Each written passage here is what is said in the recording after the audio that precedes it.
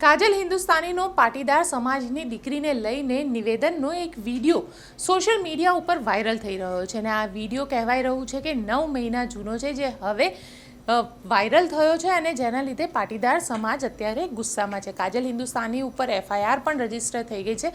મોરબીના એ ડિવિઝનમાં આ FIR register થઈ છે અને કાજલ હિન્દુસ્તાની માટે કહેવાઈ રહ્યું છે કે કાજલ હિન્દુસ્તાની લવ જિહાદને લઈને હિન્દુ છોકરીઓમાં જાગરણનું કામ કરે છે, પરંતુ આજે કાજલ હિન્દુસ્તાની ખુદ ફસાઈ ગયા છે પોતાના નિવેદનમાં।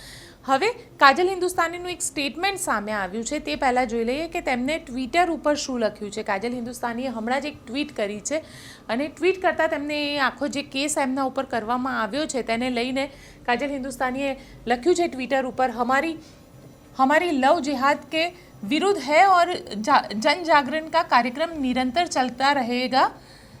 सामाजिक, धार्मिक और हिंदू संगठनों के साथ मिलकर एक दिन भारत को लव जिहाद मुक्त कर दिखाएंगे।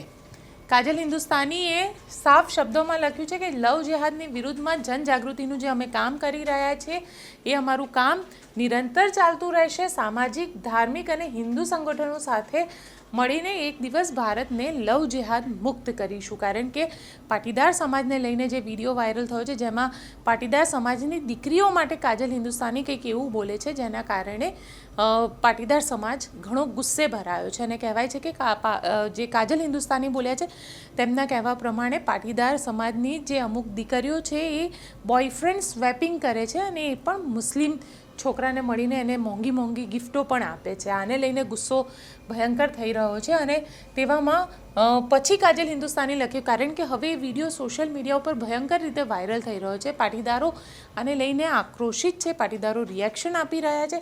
ત્યારે કાજલ હિન્દુસ્તાની લખે છે કે कुछ कांग्रेस और आम आदमी पार्टी के लोग इसे राजनीतिक मुद्दा बना रहे हैं और हमारी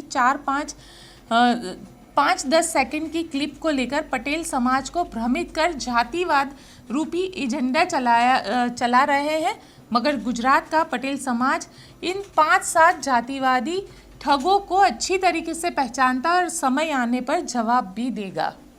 કાજલ હિન્દુસ્તાની સ્પષ્ટ શબ્દોમાં કહી રહી છે કે આ જે ચલાવવામાં આવી રહ્યું છે તે કોંગ્રેસ અને આમ આદમી પાર્ટીના 5 થી 7 જે લોકો છે, જાતિવાદી જે લોકો છે, ઠગ જેને માટે ઠગ જેને કીધા છે એવા લોકો દ્વારા આખો એજન્ડા ચલાવવામાં આવી રહ્યો છે અને 5 થી 10 સેકન્ડની ક્લિપ બતાડીને આ એજન્ડા ચલાવવામાં આવી રહ્યો છે।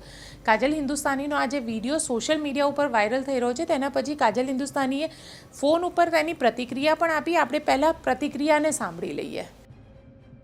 મારી મુહિમ જ લવ જિહાદની છે, કાર્યક્રમ જ આખો લવ જિહાદ ઉપર યોજાયેલો હતો, એટલે વાત જ લવ જિહાદની થાય છે।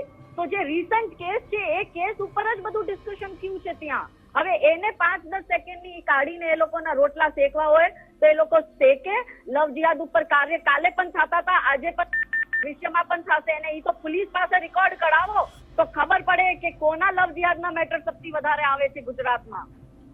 તો એ સમસ્યાનો સમાધાન ગોતવાનું હોય કે જે વ્યક્તિ આના માટે કામ કરી રહ્યું છે એને આવી રીતના બદનામ કરવાની કોશિશ કરવાની હોય। તો અમે ડરતા નથી ભાઈ, જો ડરતા હોત ને તો ક્યારના ઘરે બેસી ગયા હોત। લવ જિહાદ મુક્ત ભારત કરીને દેખાડશો તમને બહુ વહેલું।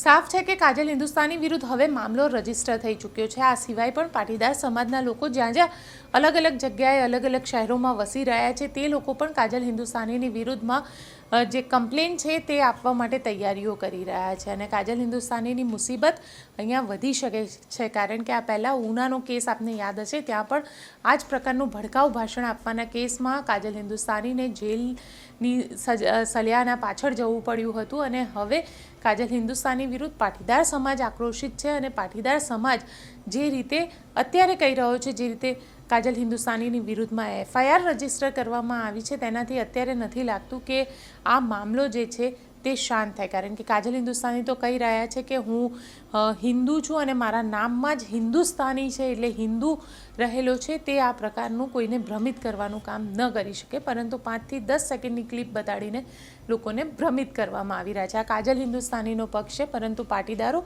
કંઈક અલગ માની રહ્યા છે। પાટીદારો અને પાટીદાર દીકરીઓ વિશે આપેલા નિવેદન તરીકે જોઈ રહ્યા છે અને પાટીદારોમાં આ વાતને લઈને ખૂબ જ ગુસ્સો છે। આપને અમારો રિપોર્ટ કેવો લાગ્યો કોમેન્ટ બોક્સમાં ચોક્કસથી જણાવજો। અમારી ચેનલ નિર્ભય ન્યૂઝને લાઇક, શેર અને સબસ્ક્રાઈબ કરવાનું ભૂલશો નહીં।